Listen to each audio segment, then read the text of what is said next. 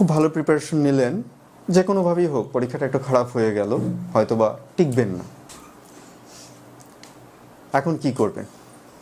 আচ্ছা, আপনারা কি করবেন সেটা করার আগে আপনারা একটু স্ক্রিনের দিকে তাকান। এই ভদ্রলোককে আপনারা কি চিনতে পারতেছেন? আচ্ছা, কেউ কেউ হয়তো বা চিনে থাকবেন। এবার আমি একটু ছোট করে দেই। এবার দেখুন তো ভদ্রলোককে চিনতে পারেন কিনা।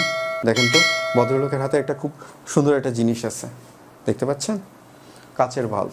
এবার চিনতে পারছেন এই ভদ্রলোককে? এই ভদ্রলোক হচ্ছে ভুবন বিখ্যাত আবিষ্কারক টমাস আলভা এডিসন, যার নামে পৃথিবীতে সবচেয়ে বেশি একক ব্যক্তি হিসেবে পেটেন্ট আছে।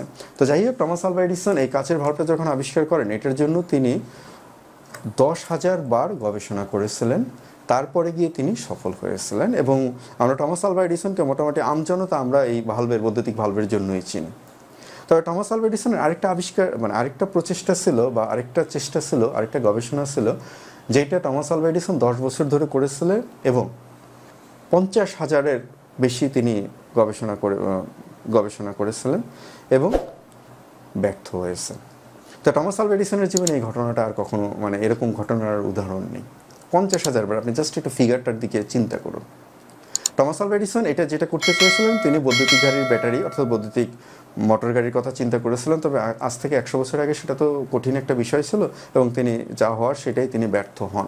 তবে টমাস আলভা এডিসনের এই ব্যর্থ প্রজেক্ট থেকেই টমাস আলভা এডিসনের যে সম্পত্তি আজকে, যার মূল্য প্রায় $2 বিলিয়ন, তার এই সম্পত্তির একটা বড় অংশ, সবচেয়ে বেশি অংশ এসেছিল তার ওই ব্যর্থ হওয়া প্রজেক্ট থেকে। তো টমাস আলভা এডিসন যেটা করতে চেয়েছিলেন, অর্থাৎ বৈদ্যুতিক গাড়ি, তিনি সেটা তৈরি করতে পারেননি। কিন্তু তিনি ব্যাটারির যে মডেলটা তৈরি করেন, সেই মডেলটা পরবর্তীতে স্ট্রিট ল্যাম্প, বহনযোগ্য ল্যাম্প, এই সমস্ত জায়গাতে ব্যবহৃত হতে শুরু করে। এবং রাতারাতি টমাস আলভা এডিসন তার এই ব্যর্থ প্রজেক্ট দিয়েই আমেরিকার তথা বিশ্বের অন্যতম শীর্ষ ধনী হয়ে যান। তো সুতরাং যেটা আপনি চেষ্টা করেছেন, আপনি চেষ্টা করে ব্যর্থ হয়েছেন, এর জন্য কখনোই মন খারাপ করবেন না। হয়তো এই ব্যর্থতার মধ্যেই আপনার সফলতা আছে। আপনি আবার চেষ্টা করুন, আবার নতুন করে শুরু করুন। আপনি চেষ্টা করলে ভাগ্য আপনার সাথে থাকবে। তো সবার জন্য শুভকামনা।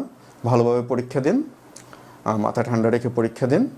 তো সবার জন্য শুভকামনা, সবাই ভালো থাকবেন।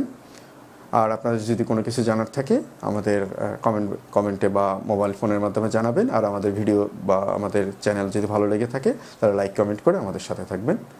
খোদা হাফেজ।